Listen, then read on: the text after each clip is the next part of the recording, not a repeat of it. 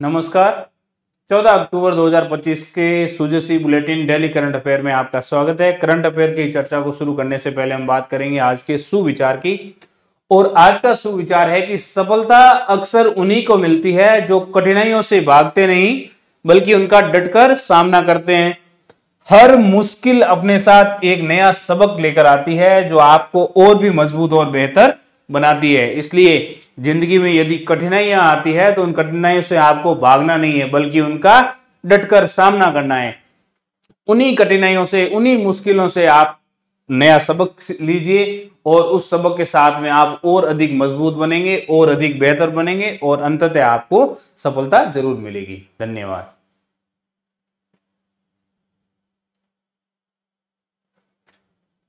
अब देखो, सोशल और इलेक्ट्रॉनिक मीडिया विज्ञापनों का पूर्व प्रमाणन ईसीआई ने निर्देश दिया है, इलेक्शन कमीशन ऑफ इंडिया ने, कि प्रत्येक पंजीकृत जो राजनीतिक दल है, भले वो राष्ट्रीय हो या राज्य स्तरीय हो, और प्रत्येक उम्मीदवार को सोशल मीडिया सहित किसी भी इलेक्ट्रॉनिक माध्यम पर यदि आपको विज्ञापन देना है, राजनीतिक विज्ञापन प्रकाशित करना है, तो उससे पहले आपको क्या करना पड़ेगा? मीडिया प्रमाणन और निगरानी समिति, जिसको एमसी बोलते हैं, उससे अनिवार्य रूप से पूर्व प्रमाणन प्राप्त करना होगा। बिना पूर्व प्रमाणन के कोई भी राजनीतिक विज्ञापन किसी भी इंटरनेट आधारित मीडिया या वेबसाइट पर जारी नहीं किया जा सकेगा। ठीक है। एमसी का गठन देखो, चुनाव आयोग द्वारा पूर्व निर्धारित दिशा निर्देशों के तहत जिला और राज्य स्तर पर एमसी का गठन किया गया है। तो ये प्रत्येक जिला और राज्य स्तर पर एमसी है। और ये जन प्रतिनिधित्व एक्ट कब का है? 1951। इसकी धारा है 77(1) और माननीय सर्वोच्च न्यायालय के दिशा निर्देशों के अनुसार ये इस प्रकार का अभी पूर्व प्रमाणन के लिए ईसीआई ने निर्देश दिए हैं। ठीक है। नेक्स्ट है जोहो का प्लेटफॉर्म क्या है। देखो, जोहो अभी बहुत ज्यादा चर्चा में चल रहा है। यहाँ पे न्यूज देख रहे होंगे कि email accounts of 12 lakh central governments employees now run on Zoho's platform. ठीक है ना। तो देखो, जोहो क्या है? ये भारतीय बहुराष्ट्रीय प्रौद्योगिकी कंपनी है, मल्टीनेशनल कंपनी है, इंडिया की है और टेक्नोलॉजी से संबंधित कंपनी है, जिसका मुख्यालय चेन्नई के अंदर। तो एक सवाल तो करंट अफेयर में ये आ सकता है कि जोहो का मुख्यालय कहां पर है? ये है चेन्नई के अंदर। ठीक है। ये क्या है? क्लाउड आधारित सॉफ्टवेयर और व्यावसायिक उपकरण। इस प्लेटफॉर्म का जो प्रकार है जोहो का, वो है क्लाउड आधारित सॉफ्टवेयर है। ठीक है। मुख्य उद्देश्य क्या है? छोटे से लेकर बड़े व्यवसायों के लिए इंटीग्रेटेड सीआरएम, ऑफिस, फाइनेंस और ये सब कुछ सहयोग समाधान देता है, जिसका एक 50+ एप्स का एक बंडल है इसका, जिसका नाम है Zoho one, Zoho CRM, Zoho mail, Zoho writer वगैरह। तो ये जोहो क्या है? तो जोहो एक भारतीय बहुराष्ट्रीय प्रौद्योगिकी कंपनी है जिसका मुख्यालय चेन्नई के अंदर है। ये गूगल और माइक्रोसॉफ्ट जो प्रोडक्ट है उनका स्वदेशी विकल्प है। ठीक है। विश्व स्तर पर 100 मिलियन से अधिक लोग इसके उपयोग करता है। भारत सरकार के 12 लाख से अधिक कर्मचारियों की ईमेल सेवा है, उसमें भी जोहो मेल का प्रयोग किया जा रहा है। तो जोहो करंट के हिसाब से बहुत महत्वपूर्ण है। इसका मुख्यालय कहां है? चेन्नई के अंदर। देखो, भारत और कोरिया गणराज्य की नौसेनाओं के बीच पहला द्विपक्षीय समुद्री अभ्यास हुआ है। अब पहली बात कि ये द्विपक्षीय समुद्री अभ्यास हुआ, ये कहां पर हुआ? ठीक है। तो यह अभ्यास 2 चरणों में आयोजित किया गया। पहला था इसका बंदरगाह चरण। ठीक है। ये 13 अक्टूबर 2025 को बुसान, दक्षिण कोरिया के अंदर एक शहर है बुसान, वहां पर आयोजित किया गया। और इसके बाद में इसका जो दूसरा चरण है, जिसको समुद्री चरण कहते हैं, वो इंचियोन के अंदर आयोजित किया गया। तो 2 जगह है। पहला चरण है, पहले चरण का नाम है बंदरगाह चरण, दूसरा चरण इसका समुद्री चरण है। पहला बुसान दक्षिण कोरिया में, दूसरा इंचियोन में आयोजित हुआ। ठीक है। इसमें भारतीय नौसेना का जो जहाज है आईएनएस सहयाद्री और कोरिया गणराज्य की नौसेना का जहाज ROKS ग्योननाम ये शामिल हुए। ठीक है। तो रॉक्स ग्योननाम और आईएनएस सहयाद्री, इन दोनों ने मिलकर ये समुद्री अभ्यास किया है। ठीक है। तो इतना महत्वपूर्ण है कि भारत और जो कोरिया गणराज्य के बीच में जो अभी नौसेना के बीच में द्विपक्षीय समुद्री अभ्यास, वो कहां पर हुआ? तो बुसान और इंचियोन में हुआ। बुसान वाला जो चरण था उसको बंदरगाह चरण बोलते हैं और इंचियोन में जो हुआ उसको बोलते हैं समुद्री चरण। 2 चरणों के अंदर हुआ है। ठीक है। अगला, गूगल के 1 gigawatt hyper scale data centre AI hub की स्थापना हुई है।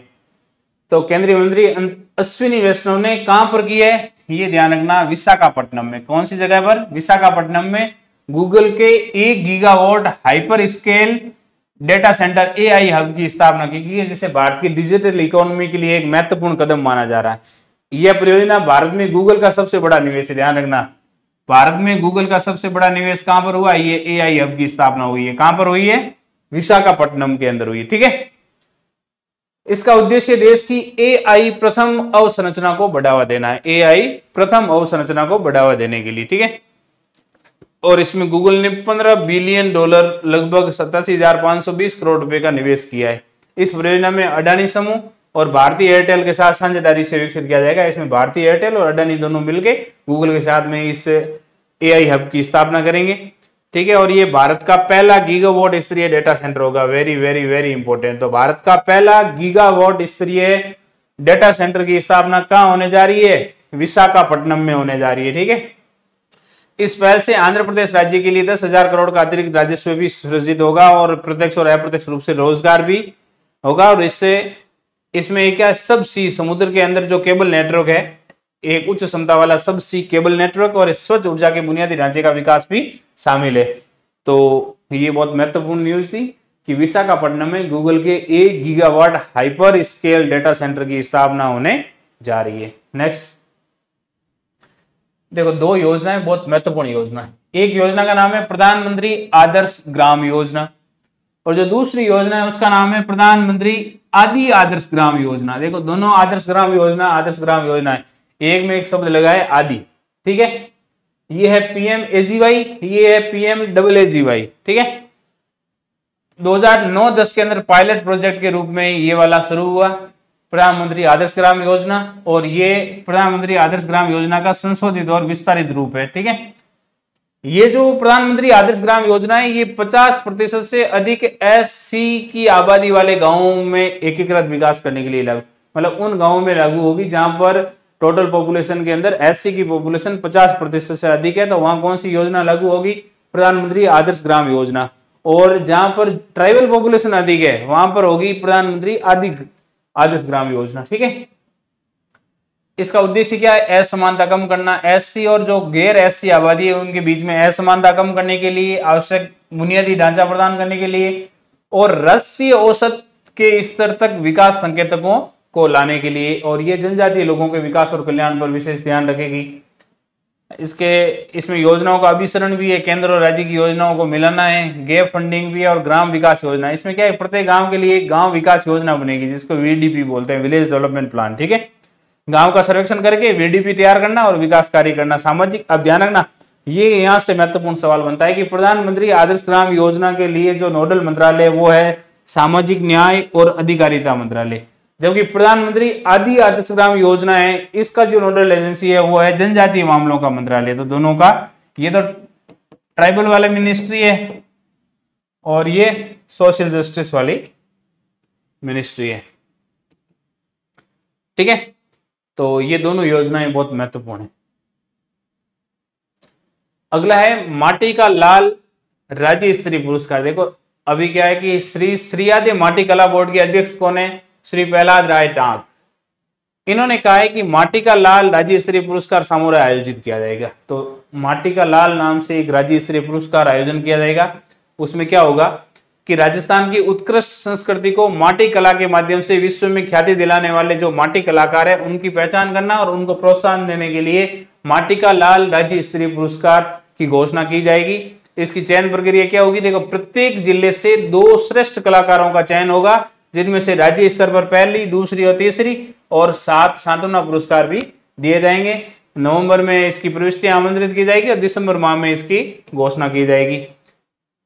इसके अलावा देखो, एक महत्वपूर्ण है, 25 ट्रेनर के एक और बैच को दीपावली के बाद उत्तर प्रदेश के खुर्जा, ध्यान रखना, खुर्जा में क्या है, उत्तर प्रदेश में एक जगह खुर्जा, क्या नाम है? खुर्जा। कहां पर है ये? यूपी में।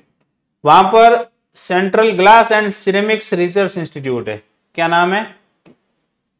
Central glass and ceramics research institute. यहां पर क्या है कि जो माटी कलाकार है उनको ट्रेनिंग दी जाती है। तो ये ट्रेनिंग सेंटर कहां पर है, ये ध्यान रखना है, उत्तर प्रदेश के खुर्जा के अंदर है। मुख्यमंत्री दुग्ध उत्पादक संबल योजना, बहुत महत्वपूर्ण योजना है ये राजस्थान सरकार की। और इसमें क्या है कि राज्य के जो दुग्ध उत्पादक है उनको आर्थिक रूप से सशक्त बनाने के लिए और उनको इंसेंटिव देने के लिए योजना शुरू की गई, मुख्यमंत्री दुग्ध उत्पादक संबल योजना। इसमें दुग्ध उत्पादक पशुपालकों को दूध की बिक्री पर सब्सिडी प्रदान की जाती है। और सब्सिडी कितनी दी जाती है, प्रति लीटर 5 रुपए की अनुदान राशि सीधे उनके बैंक खाते में दी जाती है। और लाभार्थी कौन होंगे, वे दुग्ध उत्पादक पशुपालक होंगे जो सरस डेयरी से संबंधित दुग्ध समितियां हैं वहां पर अपना दूध बेचते हैं, वो इसके लाभार्थी होंगे। और ये डीबीटी के माध्यम से उनके खाते में ये बेनिफिट है वो ट्रांसफर हो जाएगा। तो मुख्यमंत्री दुग्ध उत्पादक संबल योजना में 5 रुपए सब्सिडी दी जाती है प्रति लीटर पर, ठीक है। और लाभार्थी सरस डेयरी से संबंधित जितनी भी डेयरियां हैं, जो दुग्ध समितियां हैं, वहां पर यदि दूध बेच रहे हो तो वो इस योजना के लिए एलिजिबल है। नेक्स्ट हम बात करते हैं राष्ट्रीय पर्यटन कॉन्फ्रेंस उदयपुर। ये देखो, the state and union territory tourism ministers की एक कॉन्फ्रेंस आयोजित की जा रही है। कहां पर, 14-15 अक्टूबर 2025 को उदयपुर के अंदर, ठीक है। तो ये सवाल आ सकता है कि the state and union territories tourism minister conference कहां आयोजित की गई, उदयपुर में आयोजित की गई। कब की गई, 14 और 15 अक्टूबर को। जो राज्य और केंद्र शासित प्रदेशों के पर्यटन मंत्रियों का जो सम्मेलन है वो आयोजित किया गया उदयपुर में 14-15 तारीख को। ये कॉन्फ्रेंस भारत सरकार के पर्यटन मंत्रालय द्वारा उदयपुर में आयोजित की गई और मुख्य विषय इसका है one state one global tourism destination को साकार करना। परिणाम क्या हुआ है कि राज्य और केंद्र शासित प्रदेशों के पर्यटन मंत्रियों द्वारा ग्लोबल डेस्टिनेशन के प्रस्ताव पर प्रस्तुति दी कि प्रत्येक राज्य में कौन कौन से ग्लोबल डेस्टिनेशन सेंटर होंगे हमारे टूरिज्म में। विश्व पर्यटन सूचकांक में भारत को 39वें स्थान से उठाकर टॉप 10 में शामिल करना। देखो, वर्तमान में विश्व पर्यटन सूचकांक में भारत की रैंक है 39, ठीक है। अब इन्होंने यहां डिस्कस किया है कि हम इसको टॉप 10 के अंदर लाएंगे। पर्यटन के योगदान जो वर्तमान में जीडीपी में 5-6% है, उसको बढ़ाकर कितना करना है, 10% करना है। देश में 50 नए ग्लोबल टूरिज्म डेस्टिनेशन विकसित करना है। भारतीय पर्यटकों को पहले अपना देश घूमने की ओर प्रेरित करना है। भारत में 2 करोड़ विदेशी पर्यटक आए हैं अभी वर्तमान में। राजस्थान ने शौर्य, संस्कृति और अध्यात्म पर आधारित 3 स्थानों को ग्लोबल डेस्टिनेशन के रूप में विकसित करने का प्रस्ताव दिया है। किसने, राजस्थान ने। कौन कौन से, एक तो महाराणा प्रताप टूरिस्ट सर्किट कहां पर है, उदयपुर के अंदर। दूसरा जैसलमेर और तीसरा पुष्कर। देखो, अध्यात्म में कौन है, पुष्कर। संस्कृति वाले में कौन सा हो जाएगा, जैसलमेर। और शौर्य वाले में कौन सा है, महाराणा प्रताप टूरिस्ट सर्किट उदयपुर। तो उदयपुर, जैसलमेर और पुष्कर ये राजस्थान के 3 ग्लोबल डेस्टिनेशन के रूप में विकसित करने का प्रस्ताव राजस्थान ने दिया है, ठीक है। उदयपुर को मेवाड़ का गौरव और प्राकृतिक सुंदरता से भरपूर एक महत्वपूर्ण ऐतिहासिक धरोहर बताया गया है। तो राष्ट्रीय पर्यटन कॉन्फ्रेंस कहां आयोजित की गई है, उदयपुर में आयोजित की गई है। और राजस्थान के जो 3 प्रस्तावित डेस्टिनेशन है उनका नाम ध्यान रखना है, महाराणा प्रताप टूरिस्ट सर्किट उदयपुर, जैसलमेर और पुष्कर। अगला है SASCI योजना, बहुत महत्वपूर्ण योजना है ये। कैपिटल, इसका नाम है special assistant to state for capital investment. राज्यों को क्या है, पूंजीगत निवेश के लिए राज्यों को विशेष सहायता दी जाती है। यह केंद्र सरकार की योजना है। उद्देश्य क्या है, राज्यों में जो पूंजीगत व्यय है, कैपिटल एक्सपेंडिचर है, उसको बढ़ावा देकर आर्थिक विकास को गति देना। तो राज्य का विकास तभी हो पाएगा जब वहां पर कैपिटल एक्सपेंडिचर है वो बढ़ेगा। कैपिटल जो एक्सपेंडिचर बढ़ने से क्या होगा, पूंजीगत व्यय बढ़ेगा तो इंफ्रास्ट्रक्चर है वो विकसित होगा, ठीक है। तो इस योजना का नाम आपको ध्यान है, SASCI special assistant to states for capital investment. योजना 2021 में प्रारंभ की गई। कोविड-19 के दौरान जो आर्थिक सुधार को बढ़ावा देने के लिए जो प्रयास हुए उनमें एक प्रयास ये भी है SASCI। 2022-23 से इसको विस्तारित कर दिया गया। उद्देश्य क्या है, राज्यों द्वारा पूंजीगत व्यय जो कैपिटल एक्सपेंडिचर है उसको बढ़ावा देना, जिसमें बुनियादी ढांचे का विकास हो, आर्थिक विकास तेजी से हो। अब इसमें इस योजना में है क्या, 50 साल के लिए, 50 वर्ष की अवधि के लिए ब्याज मुक्त ऋण दिया जाता है, कोई ब्याज नहीं है और 50 सालों में भुगतान करना है राज्यों। 1.5 लाख करोड़ रुपए ये आवंटित कर दिए 24-25 में। इस फंड का उपयोग व्यापक क्षेत्रों में किया जा रहा है, जैसे इंफ्रास्ट्रक्चर के अंदर, मेक इन इंडिया पहल में, वाहन स्क्रैपिंग में, डिजिटल बुनियादी ढांचे के अंदर, प्रतिष्ठित पर्यटन केंद्रों को विश्व स्तर पर विकसित करने के लिए इस योजना के तहत कुछ राशि विशिष्ट सुधारों को लागू करने वाले राज्यों को कंडीशनल रूप से भी प्रदान की जाती है।